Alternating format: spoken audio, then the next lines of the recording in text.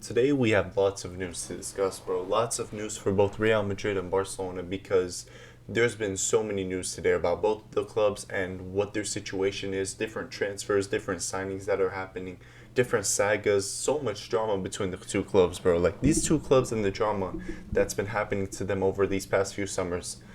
I'm not gonna lie, it's been a movie, bro. It's been a movie, but let's get into it. Before I talk about everything that's happened with both the clubs, make sure to like, subscribe, and share the video. And I'm trying to keep up this daily consistency, as you guys know. But yeah, let's talk about the first thing, which is huge in itself. Like, we're starting off with a bang. Trent is not expected to return to Real Madrid's starting 11 now that Dani Carvajal has returned to full fitness. I made a video the other day about on TikTok. I made a video the other day about Trent being benched, Vinny being benched, and in one of my comments they told me that it's not just them being benched. They need rest. They need rotation, but. It's the second game of the season. You should not need rotation in the second game of the season. It doesn't make sense. It doesn't make sense.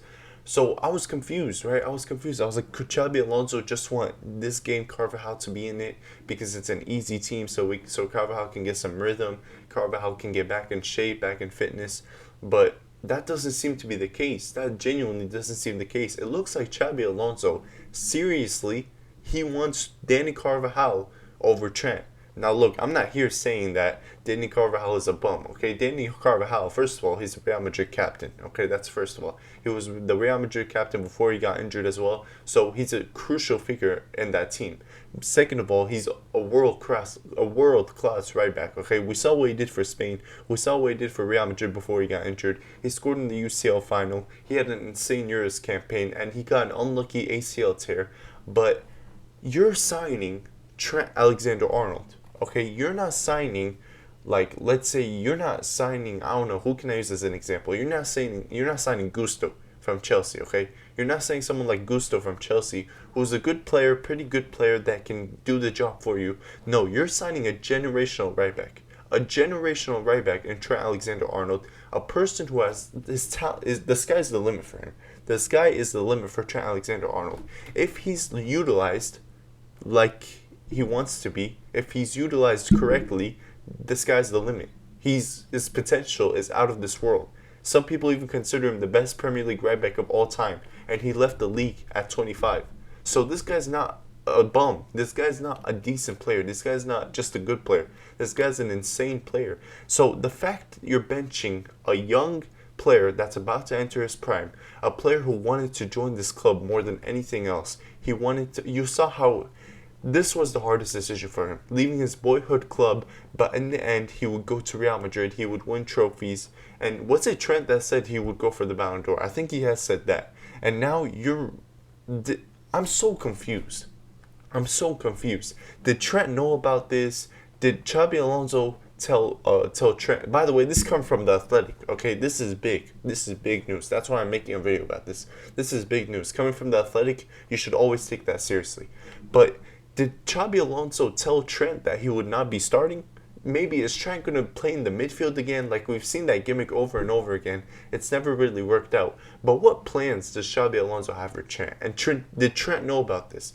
Because seriously, if Trent knew about this and he still decided to join Real Madrid instead of staying at Liverpool, who have built an insane squad, then, bro, honestly, this might be one of the worst career choices of all time. Seriously, bro. If Trent ends up getting benched this season, like I said, Dani Carvajal, he's a good player. He's a great player, world-class player. But this is Trent. This is Trent Alexander-Arnold. Yes, he has his weaknesses, like his defending, but you can take those weaknesses away. You can provide a system around him because he's that good of a player. But I don't know what Xabi Alonso's thinking. I don't know how Trent's feeling right now. This guy earns 312K a week, and he's not even going to be starting. I mean, we'll see what's going to happen, but this is crazy news. And what's even crazier is Rodrygo is staying at Real Madrid. He's staying at Real Madrid. The saga is over. It's done. Rodrygo will stay at Real Madrid. Now, okay, look, this is coming from Diarios, okay? So this is not, you should not take this like a Fabrizio Romano, he's staying at Real Madrid. Like, no, it could happen. He could leave, but the chances are low. The chances are low. When it comes to these kind of transfers, when it comes to inside Real Madrid, like whether they're going to leave or not, DRLs is usually reliable. Okay, they're usually reliable. They're usually taken seriously. This is why, again, I'm bringing this topic up. Rodrygo staying at Real Madrid. Why? Why are you staying at Real Madrid? I get you love the club. I get it, Rodrygo. I get it. You love the club. You love Real Madrid. You've been there for so long. You've won Champions Leagues for them. You've scored crucial goals for them and everything. But you see the way the fans have been treating you. Okay, you've seen the way Xabi Alonso has treated you just because he started you over in Real Oviedo. Against Real Oviedo, he started you. That doesn't mean you're an out-and-out starter. That doesn't mean that. He signed Mastantuono for in the future to take that right wing role. You have Vinicius Jr. and Kylian Mbappe for that left wing role. And Vinny Jr., when he's on form, you're not starting. You're not touching that starting spot. So what exactly do you want from here? Why can't you go to a team that will gladly spend $100 million and gladly build a system to suit your needs? Why wouldn't you want that? Don't you want to play in the left wing position? Don't you want to win the Ballon d'Or? That's your dream, right? Don't you want to go to Man City like you've been saying you wanted to for the past how many years? Like you've shown all the signs that you want to leave, but at the same time, you're staying for what? For what are you staying? I'm not gonna lie, guys. Xabi Alonso has had to make some promises to this guy. He's had to make some promises for this guy. The press conferences mean nothing. Those are PR stunts, okay? I've seen Xavi make press conferences about Ricky Puig will play so much more. We believe in Ricky Puig, and then Ricky Puig got shipped out a month later. It doesn't matter, okay? The press conferences don't matter. Internally, that's when it matters. Xabi Alonso, Florentino Perez, one or the other, they've had to have either given him a renewal offer with his wages going exceeding so high, or Xabi Alonso has a crucial role for Rodrygo in this team, which personally I don't see. I do not see. We saw Vinny get subbed off for Rodrygo yesterday. He had a bigger impact than Rodrygo. Even though Vinny has been playing terrible, he still had a bigger impact than Rodrygo. Okay? The right wing role, Rodrygo's too inconsistent to play there. He's too inconsistent. I don't want to hear Rodrygo is one of the best right wingers in the world. He's not. He's top 5. He's a great right winger. He's not the elite. He's not the elite. I'm sorry. If you still think Rodrygo's an elite right winger, he's an elite left winger, he's an elite player, but he does not suit that right wing role. Just because he has 2 months every single season where he's playing amazing does not mean he suits the right wing role. So I'm still confused on what Rodrygo wants, what he's promised. What has Xabi Alonso given Rodrygo to ensure that Rodrygo, to make his decision that he wants to stay at Real Madrid? He hasn't even been called up to the national team. And it's not good just because he hasn't been injured. He hasn't been injured. He's doing this by choice, which is all weird to me, okay? That situation is very weird. I don't get it. It could change. It could change. But this is to be taken seriously, guys. This is to be taken seriously. And the last thing, which is regarding my club, I saved it to last because I really want to touch on it. Fermín López is seriously considering the Chelsea offer. Fermín López and Chelsea, they're flirting, okay? They're basically flirting. Chelsea, they want Fermín López. No club-to-club contact has been made so far, okay? No club-to-club contact has been made so far. And Barcelona, let me make this clear. Barcelona do not want to sell Fermín López, okay? Barcelona plan to keep Fermín López. He's in the plans of Hansi Flick. He's in the plans of the board. If what's his name, Fermín López leaves, it's not because of the board, okay? I won't blame the board on this though. If Fermín López does decide to leave, okay, because that's what it all relies on, pretty much. It relies on if Fermín López wants to leave or not. The board don't want him to leave. That Hansi Flick doesn't want him. No one wants him to leave. But if he decides to leave, we cannot sell this guy for $50 million like Chelsea are planning to bid, apparently.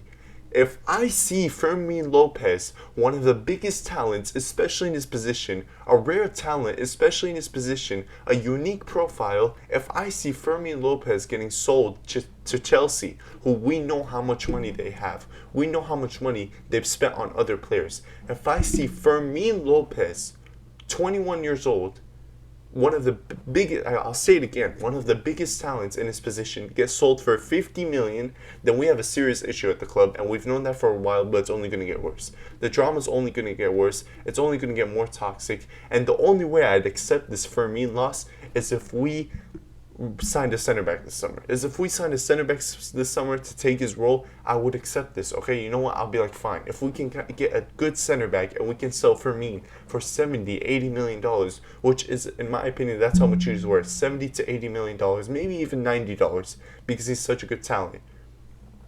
Then, okay, so let's spend it on a center back. Don't just put it all to the one for.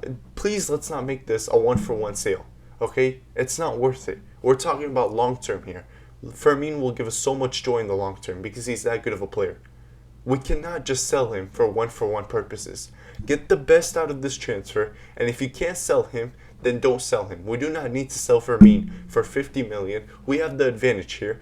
If you're not going to sign any players this summer, there's no point in getting back to the 1-for-1 rule for this instance unless you're going to sign another player. Let's just get back to the 1-for-1 rule in January. That'll be good, okay? January. Then we can make some signings then. But we don't need to make signings now because we already know you guys are not going to do that. And as for Fermín López, I do not know why he wants to leave. And okay, let's read this. First of all, it's sport, 50-50. Okay, 50-50 always. Let's see what Chelsea guarantee him. A starting role. So, would he play ahead of Cole Palmer? I don't know. He's not going to play over Cole Palmer.